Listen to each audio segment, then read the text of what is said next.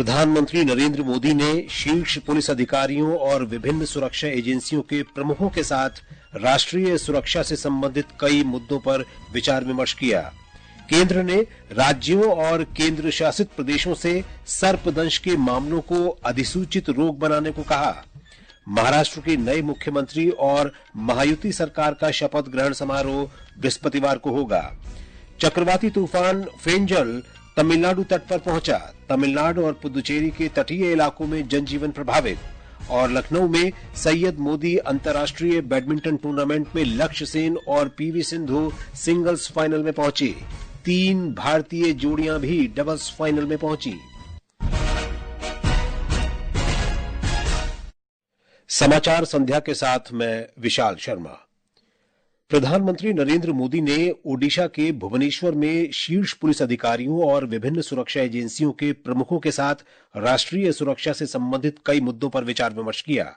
आज अखिल भारतीय पुलिस महानिदेशक और महानिरीक्षक सम्मेलन के दूसरे दिन प्रधानमंत्री ने पुलिस व्यवस्था से जुड़ी विभिन्न चुनौतियों पर चर्चा की। विभिन्न राज्यों और केंद्र शासित क्षेत्रों के पुलिस महानिदेशकों और पुलिस महानिरीक्षकों ने अपने अपने क्षेत्रों में अपराध नियंत्रण और कानून व्यवस्था प्रबंधन की चुनौतियों से निपटने के बारे में प्रस्तुतियां दी। एक रिपोर्ट।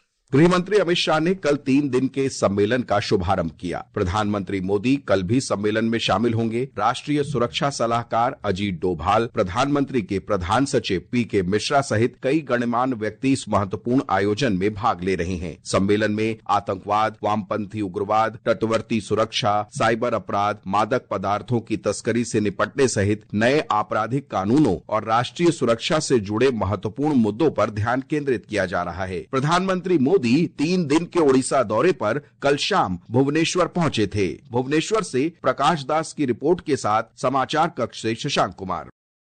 रेल मंत्री अश्विनी वैष्णव ने आज गुजरात के सूरत में बुलेट ट्रेन ट्रैक स्लैब निर्माण इकाई के संचालन की समीक्षा की। उन्होंने कहा कि ये देश में सबसे बड़ी ट्रेन ट्रैक स्लैब विनिर्माण इकाई है। श्री वैष्णव ने कहा कि आने वाले वर्षों में ये इकाई देश में भविष्य की विभिन्न निर्माण परियोजनाओं के लिए बहुत उपयोगी सिद्ध होगी। आज की तारीख में दुनिया की सबसे बड़ी ट्रैक स्लैब फैक्ट्रीज में से ये फैक्ट्री है। जो हमारे कारीगर यहाँ पे काम कर रहे हैं उनके स्किल लेवल बहुत हाई है, अच्छे स्टैंडर्ड्स मेंटेन किए हुए हैं। देश में आने वाले समय में जो कंस्ट्रक्शन के प्रोजेक्ट्स होंगे उसमें भी इस प्रोजेक्ट के अनुभव का लाभ मिलेगा। रेल मंत्री ने वडोदरा जिले के लखोदरा में प्लासर इंडिया के कारखाने में दुनिया की सबसे जटिल ट्रैक रखरखाव मशीनरी के कामकाज का भी निरीक्षण किया। वित्त मंत्री निर्मला सीतारामन ने बिहार के मधुबनी जिले के झंझारपुर में क्रेडिट आउटरीच कार्यक्रम में 50,000 से अधिक लाभार्थियों को 1,121 करोड़ रुपए से अधिक के ऋण के स्वीकृति पत्र सौंपे। उन्होंने प्रधानमंत्री स्वनिधि, प्रधानमंत्री विश्वकर्मा, मुद्रा, स्टैंड अप इंडिया और किसान क्रेडिट कार्ड योजनाओं के अंतर्गत विभिन्न लाभार्थियों को ऋण वितरित किए। वित्त मंत्री ने कहा कि वर्ष 2047 तक विकसित भारत के लक्ष्य तक पहुंचने के लिए महिलाएं महत्वपूर्ण भूमिका निभाएंगी। माननीय प्रधानमंत्री जी महिला केंद्रित बजट बनाने के लिए मुझे आदेश देते थे पहले। अभी महिला केंद्रित नहीं, महिला नेतृत्व में आर्थिक विषय के लिए बजट बनाओ, यही माननीय प्रधानमंत्री जी के आदेश है। महिला को सामने रखते हुए भारतीय अर्थव्यवस्था 5वें स्थान में जहां है हम 3रे स्थान में चले जाएगा अगले 1 आध साल में। श्रम और रोजगार मंत्री मनसुख मांडविया ने आज नई दिल्ली में कर्मचारी भविष्य निधि संगठन ईपीएफओ के केंद्रीय न्यासी बोर्ड की 236वीं बैठक की अध्यक्षता की। बैठक के दौरान बोर्ड ने ईपीएफओ योगदान के संग्रहण के लिए सूचीबद्ध बैंकों की पात्रता को आसान बनाने का प्रस्ताव अनुमोदित किया। नई पात्रता में भारतीय रिजर्व बैंक में सूचीबद्ध सभी बैंक योगदान के संग्रहण के लिए सूचीबद्ध होंगे। बोर्ड ने कुछ शर्तों के साथ अन्य अनुसूचित वाणिज्यिक बैंकों को सूचीबद्ध करने का प्रस्ताव भी मंजूर किया है। इससे कारोबारी अनुकूलता और सेवा सुगमता में वृद्धि होगी। लोकसभा अध्यक्ष ओम बिरला ने युवाओं से भारत को एक विकसित राष्ट्र बनाने और राष्ट्र निर्माण में अपना योगदान देने का आह्वान किया है। हरियाणा के फरीदाबाद में उन्होंने कहा कि आज भारत वैश्विक चुनौतियों के समाधान में एक बड़ी शक्ति बनकर उभरा है। देशों के अंदर भी भारत का नौजवानों का ही सामर्थ्य है। उस देश के अंदर भी चाहे टेक्नोलॉजी हो, चाहे प्रोफेशनल कोर्सेज हो, हर इनोवेशन हो, हर विषय के अंदर भारत का नौजवान ही उस देश के विकास में योगदान दे रहा है और इसीलिए 21वीं सदी भारत की होगी। ये समाचार हमारी वेबसाइट www.newsonair.gov.in और हमारे न्यूज ऑन एआईआर ऐप पर भी उपलब्ध हैं। समाचार संध्या में आपका फिर स्वागत है।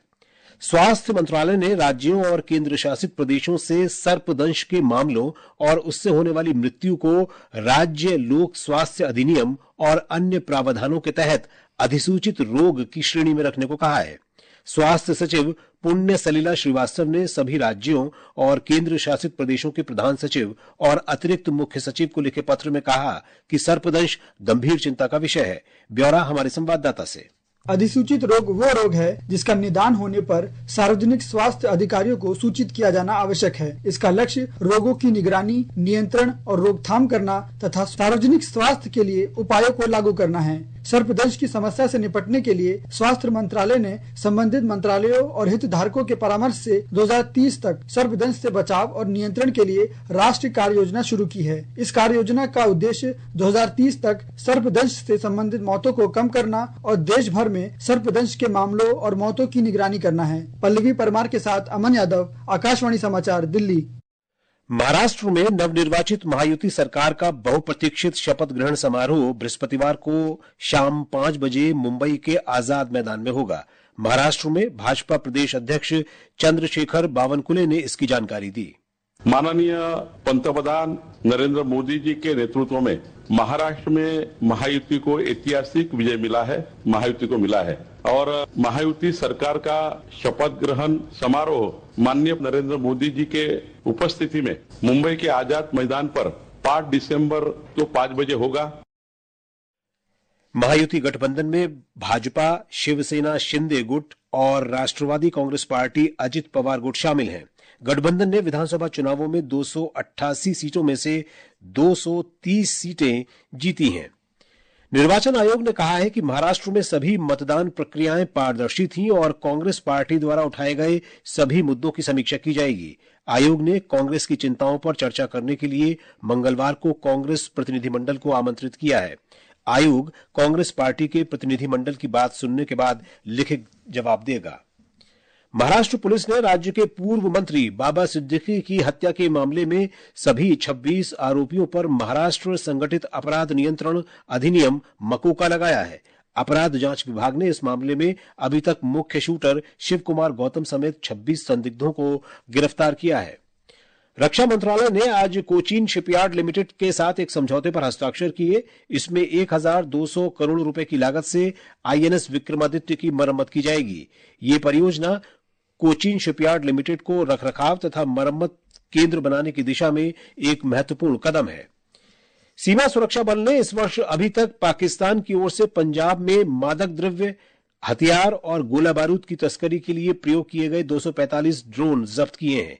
इसके अलावा बल के साथ मुठभेड़ में पंजाब की सीमा पर 3 पाकिस्तानी घुसपैठिए भी मारे गए हैं। बल ने सीमा पर 2 तस्करों समेत 31 पाकिस्तानी नागरिकों को भी पकड़ा है। ये समाचार आकाशवाणी से प्रसारित किए जा रहे हैं। ताजा समाचार जानने के लिए आप हमारे social media handle x@AIR News Hindi को फॉलो कर सकते हैं।